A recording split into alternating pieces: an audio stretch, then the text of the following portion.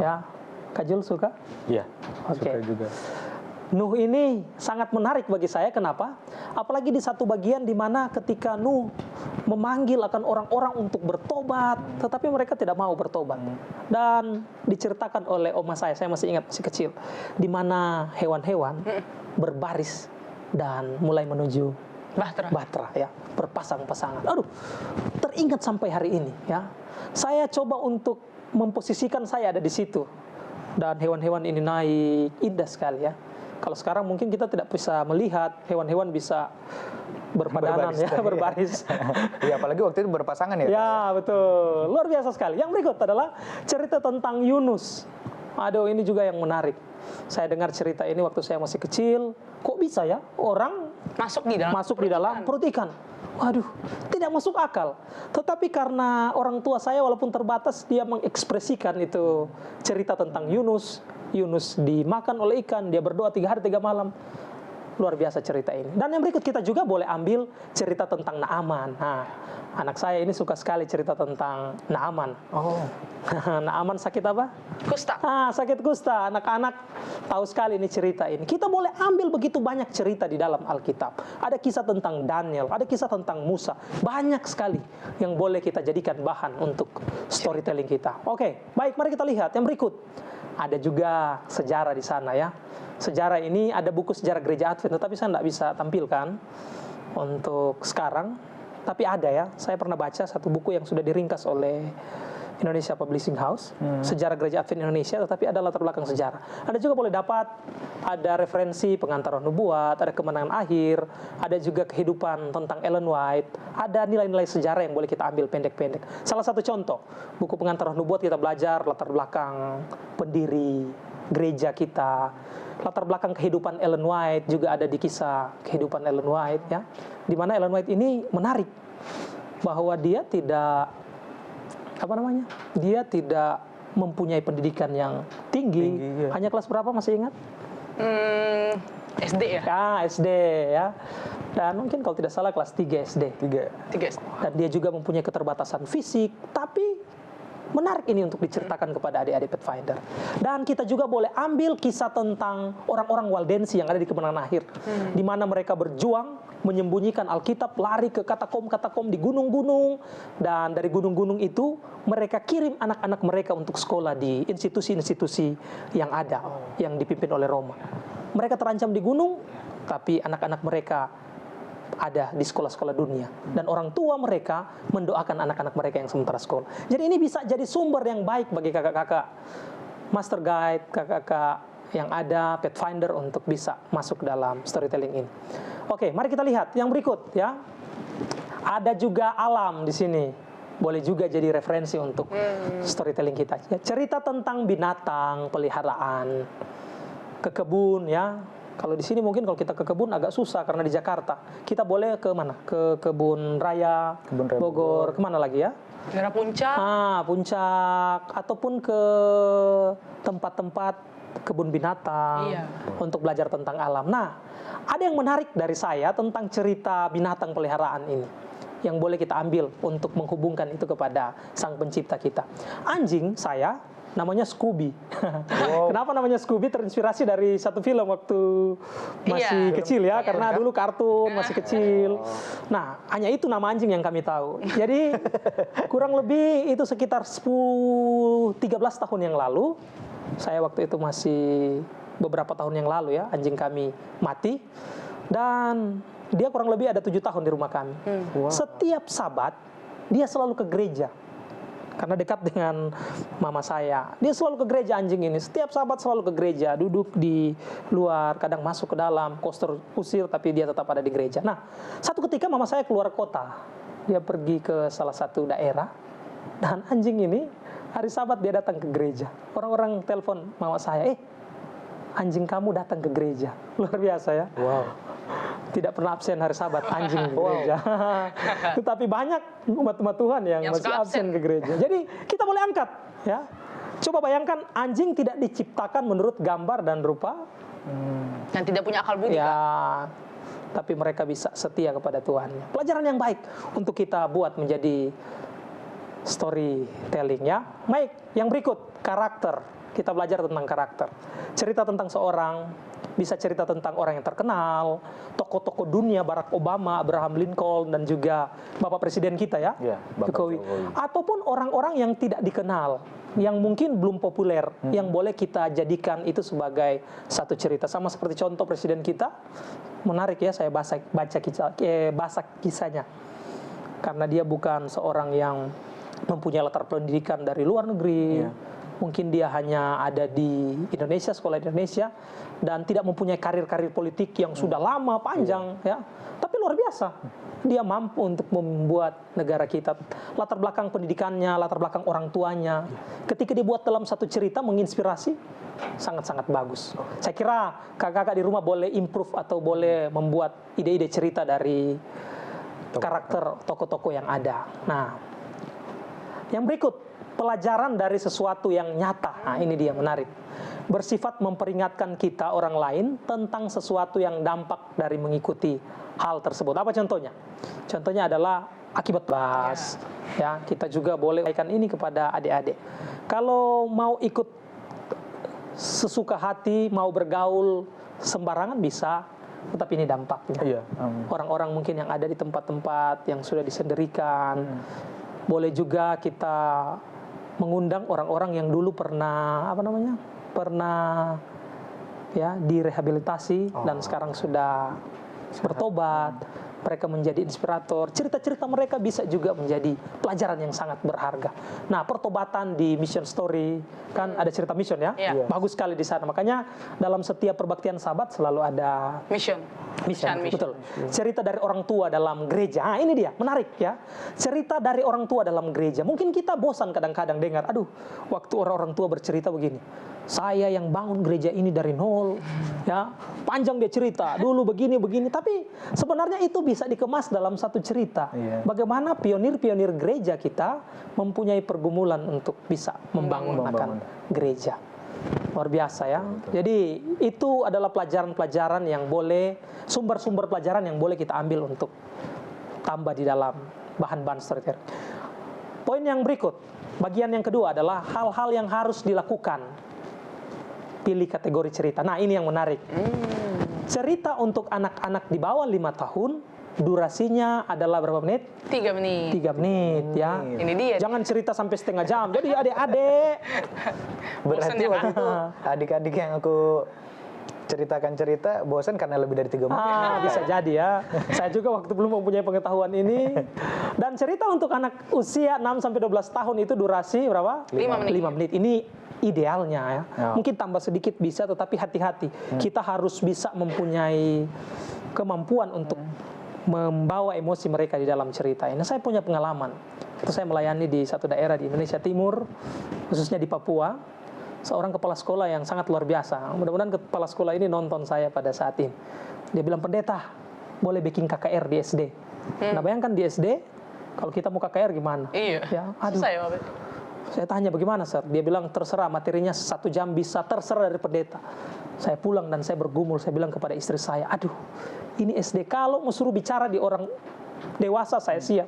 Mau bicara di mana saya siap. Tapi untuk anak-anak, saya mempunyai pergumulan yang sangat luar biasa. Anda tahu, saya ambil materi-materi KKR, dan saya press jadi satu cerita. Paling lama 5 menit. Ataupun 7 menit. Di KKR itu? Di KKR. Jadi setiap hari 5 menit, 7 menit, ya, bikin bentuk cerita dan menyanyi, bikin panggilan. Karena kalau saya mau bawakan itu, contoh adik-adik, kita belajar tentang Alkitab, latar belakang ini, dan itu, bosan pasti. Tapi ketika dibuat menarik, pakai durasi yang sangat sederhana, ya, karena di SD mungkin anak-anak 12 tahun ke bawah ya. 5 sampai 7 menit, dan puji Tuhan mereka dapat menikmati. Walaupun saya berpikir juga masih ada banyak kekurangan yang harus saya perbaiki di situ. Oke, baik. Yang ketiga, bagian yang ketiga adalah jangan lupa untuk buat outline cerita yang akan diceritakan. Jadi memang ada orang yang punya talenta ya, ketika dia sudah banyak membaca, langsung terpikir di dalam pemikirannya ini cerita yang baik. Tetapi alangkah baiknya kita buat outline cerita. Dan apa-apa saja outline ini? Yang pertama ada setup, ya, di mana kapan, di mana dan kapan, deskripsi sosok protagonis, dan ada konflik di sana, deskripsi sosok antagonis atau asal mula konflik, ada juga reaction to konflik, di sana apa yang protagonis lakukan, apa yang antagonis lakukan juga. Yang berikut ada resolution, bagaimana konflik diselesaikan, dan aftermath, apa yang terjadi pada si antagonis, dan pelajaran yang dapat diceritakan. Dan ada juga di sana setup. Ya, kasih contoh langsung. Kita boleh mungkin kasih contoh. Setupnya di mana? Nah, ini kan pertanyaannya di mana dan kapan. Saya ambil satu cerita yang ada di dalam Daniel pasal 6. Cerita tentang Daniel di mana ini? Ada yang tahu? Daniel di gua singa ya. Oke, jadi Daniel ini dia hidup di dua kerajaan. Yang pertama kerajaan apa? Babel, dan kerajaan Media dan Persia ya, di bawah pimpinan Raja Darius. Nah, pada saat di mana dan kapan? Pada saat pemerintahan Raja Darius di kerajaan Media dan Persia. Ini setupnya di mana dan kapan. Yang berikut, deskripsi sosok protagonis. Protagonis ini adalah pemeran inti di situ. Nah, hidup seorang pemuda Ibrani bernama Daniel. Daniel adalah seorang pejabat kerajaan. Dibandingkan dengan pejabat kerajaan yang lain, Daniel adalah seorang yang lebih di atas mereka karena kehidupan Daniel setia di hadapan Tuhan. Nah, ada konflik ya, konflik deskripsi sosok antagonis. Para pejabat tinggi yang lain tidak menyukai Daniel. Dan asal mula konflik. Nah, ini dia, karena raja lebih menyukai Daniel dibandingkan mereka, mereka berusaha mencari kesalahan Daniel dalam hal penyembahan kepada Tuhan. Mereka membujuk raja untuk mengeluarkan surat perintah agar tidak boleh menyembah hal lain selain raja. Nah, reaction to conflict. Apa yang protagonis lakukan? Setelah mendengar rencana para pejabat untuk menjatuhkannya, Daniel pergi ke rumahnya dan berdoa dan memuji Allah. Berapa kali? 3 kali sehari. 3 kali sehari. Pertanyaan, apa yang antagonis lakukan? Mereka bergegas masuk ke kamar Daniel, mendapati Daniel sedang berdoa kepada Allah. Mereka pun melaporkan hal tersebut kepada raja. Ada resolution di sini, bagaimana konflik diselesaikan. Berdasarkan surat perintah yang dikeluarkan Daniel harus dimasukkan ke dalam gua singa. Tapi raja tahu bahwa Daniel tidak bersalah dan raja berkata kepada Daniel untuk berdoa kepada Allahnya, dan raja percaya bahwa Allah Daniel akan melepaskannya. Keesokan harinya saat raja kembali ke gua singa, didapatinya Daniel dalam keadaan yang hidup ya. Ini aftermath-nya. Apa yang terjadi pada si antagonis? Nah, raja memerintahkan untuk memasukkan orang-orang dan keluarga mereka yang telah menuduh Daniel dalam gua singa. Singa-singa pun menerkam dan merembukan sampai tulang-tulang mereka. Ini menarik untuk kita ceritakan kepada adik-adik kita. Apa pelajaran yang dapat dari cerita ini? Daniel suka berdoa dan memiliki hubungan dekat dengan Tuhan. Daniel tetap setia kepada Tuhan sekalipun diancam oleh kematian yang menakutkan. Nah, itu dia contoh tadi. Wow. Bagian keempat, sudah tidak lama lagi materi saya akan berakhir. Teknik storytelling. Ada teknik juga. Yang pertama adalah orang pertama atau first person dan juga second person dan juga third ya. Orang pertama adalah pengalaman nyata. Cerita yang dialami oleh si pembawa cerita. Ada contoh di sini ya. Contoh, nama saya Dewi, saya anak kedua dari 5 bersaudara. Saya dan keluarga tinggal di satu kota kecil di daerah Sulawesi Utara. Setiap hari Sabat saya selalu ke gereja. Namun semenjak ada corona, gereja kami ditutup dan kami harus melakukan ibadah di rumah. Jadi cerita itu saya yang mengalami dan saya menceritakan juga. Yang berikut adalah second person ya. Pembawa cerita ingin audiens merasakan menjadi bagian dari cerita tersebut. Jadi coba kita rasakan adik-adik. Waktu sementara bersama-sama perjalanan keluar dari Mesir, tentara Mesir bersama dengan Firaun mengejar kita, tiba-tiba di depan ada apa? Laut. Ada laut ya. Terus dengan pertolongan Tuhan melalui Musa, laut itu terberau. Bagaimana perasaan kita? Kita coba membawa posisi anak-anak, kita ada di sana. Itu second person ya? Second person, oke. Ya. Dan bagian yang ketiga, third person ya, menceritakan tentang orang yang bukan si pembawa cerita dan juga bukan audiens ya. Kita hanya menyaksikan dari luar. Contohnya gimana, Kak? Ya. Contohnya gimana tuh? Contohnya kita mengkisahkan pengalaman terjadinya orang-orang yang lolos dari WTC, Pentagon. Ada banyak kisah-kisah yang mungkin boleh menjadi cerita yang indah. Tapi karena waktu terbatas, saya akan jelaskan, nanti kita akan diskusi sebentar. Yes, Pak. Yang berikut, ya ini contoh tadi ya, ada teknik storytelling. Nah, perbedaan audiens usia. Anak kecil biasanya tidak tahan duduk terlalu lama mendengarkan cerita yang tadi itu. Yes. Nah, gantinya menceritakan tentang singa, ajak mereka menirukan suara apa? Suara singa, gerakan singa ya. Jadi kalau kita mau jelaskan ini singa ini bagaimana, sulit sekali ya. Coba kita buat, coba ajukan. Gimana suara singa? Gimana gitu suara ya. singa? Kalau sekarang mungkin sudah dibantu karena ada YouTube. Iya. Oh, iya. Tapi kalau kita lihat langsung, saya di kampung saya tidak ada singa, gimana?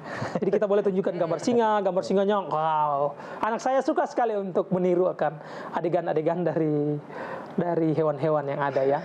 Itu teknik-teknik ada. Yang berikut, meringkas cerita yang panjang. Beberapa alasan adalah kenapa harus meringkas.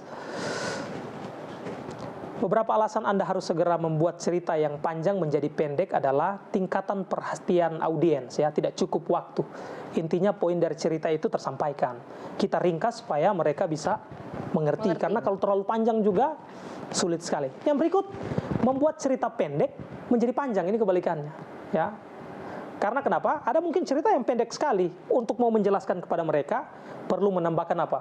Detail, latar belakang cerita, menambahkan informasi. Nah, begitu. Ada banyak cerita yang pendek yang boleh kita kembangkan ya. Salah satu contoh, kenapa Samson itu dia tidak bisa melewati akan pencobaan? Karena Samson jarang berdoa di sana. Kita boleh ambil kutipan dari buku-buku yang lain, buku-buku Roh Nubuat, dan juga buku-buku yang lain untuk tambahkan dalam cerita kita. Bagian yang berikut, bagian kelima, sudah hampir selesai. Cerita harus memiliki tujuan yang jelas, ini poinnya ya. Cerita harus memiliki tujuan yang jelas. Jika sebuah cerita tidak memiliki tujuan, maka itu hanya sekedar hiburan belaka. Ya. Jadi cerita kita adalah mau memperkenalkan Kristus, mau memperkenalkan Sang Pencipta. Ya, kalau cuma cerita-cerita dongeng, cerita-cerita mop orang Papua bilang, atau cerita-cerita lawak orang Manado bilang, buang-buang waktu ya kan? Buang-buang waktu ya. Jika memiliki tujuan, maka cerita itu akan memberikan pesan dan pelajaran bagi pendengar atau audiens. Bercerita dapat menyampaikan pesan tanpa harus berkhotbah. Ini saya bergumul. Kadang-kadang juga saya mungkin bercerita sama seperti berkhotbah. Tetapi beda berkhotbah dan bercerita. Pembawa cerita yang berhasil dapat menyampaikan pesan kepada audiens tanpa mereka merasa dikhotbahi. Menarik ya. Dan saya sementara belajar ini. Oke, dan poin yang keenam, ini dia. Cerita tentang misionaris. Boleh juga pakai cerita-cerita tentang misionaris. Nah, kenapa ada gambar misionaris? Karena saya melayani di Papua. Ketika pelayanan selesai tamat langsung ke sana. Ada satu cerita yang saya sangat-sangat suka untuk ceritakan kepada adik-adik Pathfinder ketika saya melayani di sana. Bahkan di khotbah saya sering cerita ini dan orang-orang suka dengar. Cerita tentang misionaris. Karena referensi yang saya dapat, cerita tentang misionaris ini cepat sekali tertanam di pikiran anak-anak. Nah, ada dua misionaris yang sangat terkenal, namanya Otto dan Gessler. Mereka ini mendarat di Papua tahun 1855. Dan mereka mulai pelayanan mereka di Pulau Mansinam. Ini fotonya yang saya taruh. Jadi mereka ada di sana, dan sebelum Injil masuk, dua orang ini yang datang untuk menjadi berkat di tanah Papua. Dan misionaris ini datang tidak tahu bahasa. Mereka dari Eropa sana datang di sini meninggalkan tempat mereka hanya untuk menyelamatkan jiwa-jiwa yang ada di Indonesia ya. Mereka datang di sana tidak tahu bahasa, tidak tahu naik perahu karena ini di pulau-pulau kecil, di depannya adalah daratan besar atau kota Manokwari sekarang. Jadi mereka harus mempunyai keahlian, belajar dari masyarakat, berusaha untuk menarik perhatian mereka. Bahkan hampir selesai pelayanan mereka, belum ada buah-buah Injil yang mereka hasilkan ya. Luar biasa cerita ini. Sampai doa mereka bermohon, Tuhan, kalau sekiranya kami mati, kami ada di sorga, satu saja orang yang ada di tanah Papua bertobat untuk Tuhan. Tapi pertanyaan, sekarang kalau ditanya, apakah orang Papua hanya satu di sorga? Tidak. Apakah orang Indonesia hanya satu di sorga? Tidak. Banyak sekali ya, karena seorang apa? misionaris ya. Ada juga misionaris di Minahasa, ada juga misionaris yang ada di Sumatera, di Jawa. Saya mau tutup dengan 2 misionaris gereja Advent yang ada di Indonesia. Terkenal sekali 2 orang ini, yaitu Immanuel Siregar dan Jimson. Immanuel Siregar dan Samuel Rantung. Ya, satu dari Sumatera dan satu dari mana? Ada yang Sulawesi. Dari Sulawesi. Makanya gereja kita berkembang di sana, berkembang di Sulawesi dan berkembang di Sumatera, dan Injil itu tersebar sampai di seluruh dunia, seluruh Indonesia. Oke, baik. Itu saja mungkin yang menjadi materi saya pada saat ini. Kita terbatas oleh waktu dan tidak enak juga kalau terlalu panjang. Betul. Oke. Jadi gimana Kak Jul? Udah dapat ilmunya ya? Dari tadi tuh Renly, aku sampai lupa kan namanya. Dari tadi tuh Kak Renly mempraktekkan cerita yang kena ke emosi. Dia mempraktikkan bagaimana menggambarkan hewan-hewan berbaris dengan tangan ya.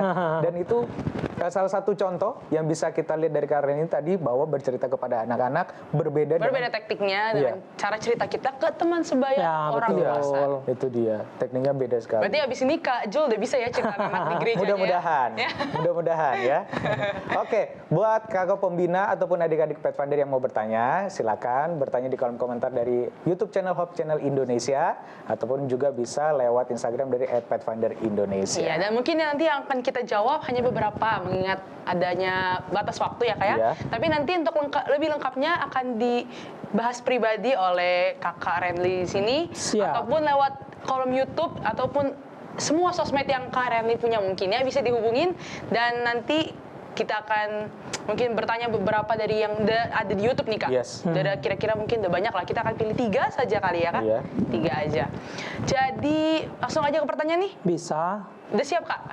Ya, pertanyaan. Udah siap ya? Oke. Pertanyaan pertama dulu, silakan Kak Devra. Oke, ini yang baru muncul pertama kali waktu di tengah-tengah materi Kakak nih. Ini hanya simple sih Kak. Iya.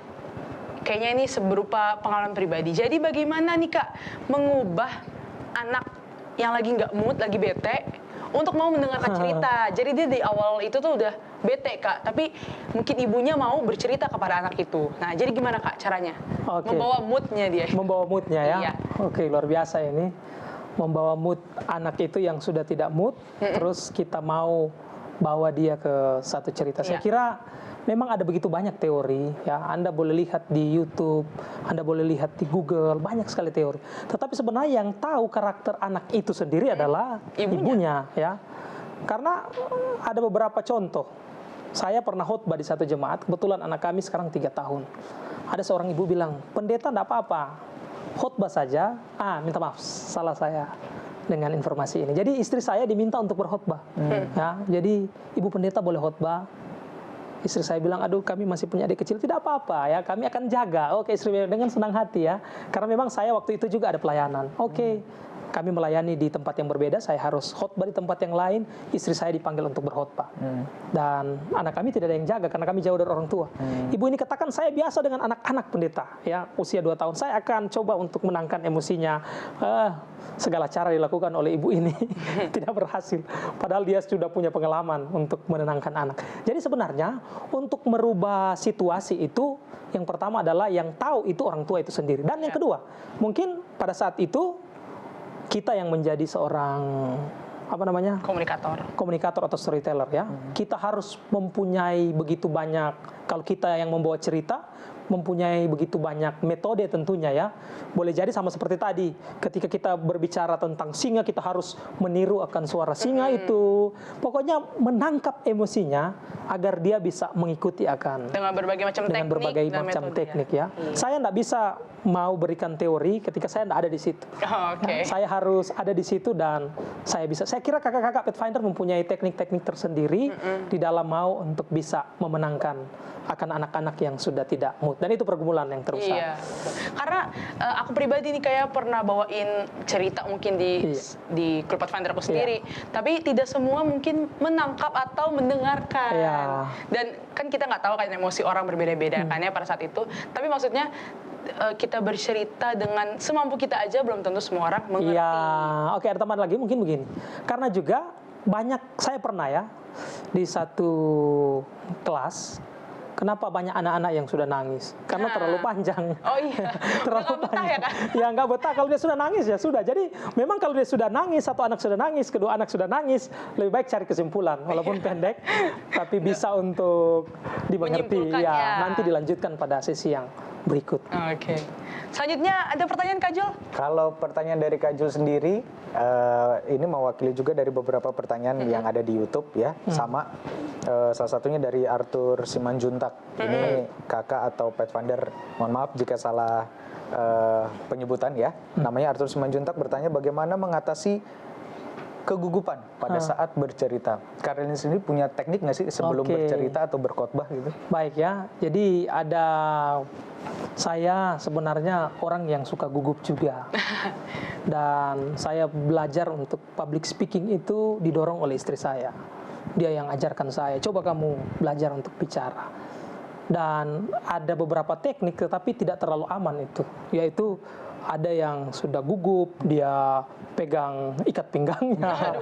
Ada yang sudah gugup, dia coba untuk perbaiki rambutnya. Banyak cara ya, tetapi untuk menghilangkan gugup sebenarnya banyak tampil. Latihan di rumah. Itu saja mungkin Bisa karena biasa. Ya, kadang-kadang tidak bisa karena tidak biasa. Tetapi karena biasa, karena juga kebetulan saya biasa tampil, akhirnya perlahan-lahan sampai saat ini belum sempurna. Masih ada proses yang perlu diproses. Jadi untuk menghilangkan kegugupan itu latihan di rumah. Ada cermin mungkin, bercerita. Dan mungkin juga boleh bercerita kepada orang tua, ada partisipan-partisipan yang lain, boleh minta bantuan. Mungkin itu dari saya. Iya, bantu kasih input ya, penilaian, betul. Mungkin terakhir nih Kak ya, salah satu pertanyaan yang paling the best menurut aku nih. Ini salah satu abang tingkatku di tempat kuliahku, dia juga calon pendeta muda. Dia namanya Daniel Tolalesi. Dibilang kalau cerita nih ya, apalagi ke anak-anak, lebih suka cenderung ke perempuan. Nah, gimana caranya anak-anak itu tertarik sama pembawa cerita yang berjenis kelamin laki-laki? Laki-laki ya? Iya. Oke, baik ya. Jadi saya pernah mengikuti satu seminar, tapi bukan dari gereja kita ya. Menarik juga. Ada yang sampai pakai alat peraga badut untuk bercerita, tapi mungkin tidak sampai di situ. Tapi poinnya adalah begini, kita kadang-kadang, ya bukan kadang-kadang, tetapi setiap kita mempunyai talenta masing-masing. Ada yang punya talenta di anak-anak, seperti teman saya. Teman saya ada di Jakarta sekarang, ya. Dia kalau dekat dengan anak saya, akrab dan bisa menyampaikan cerita yang terbaik. Saya lihat dia punya talenta di situ dan dia bisa pakai untuk pelayanan. Nah, bagi kita yang tidak, kita harus belajar. Kita harus belajar dan belajar. Jadi bukan selalu perempuan disukai untuk bercerita, tidak selalu ya, tidak selamanya. Karena banyak juga laki-laki. Jadi kita lihat apa sebenarnya yang menarik dari perempuan. Karena perempuan mungkin cara bercerita mereka lebih lembut, nadanya.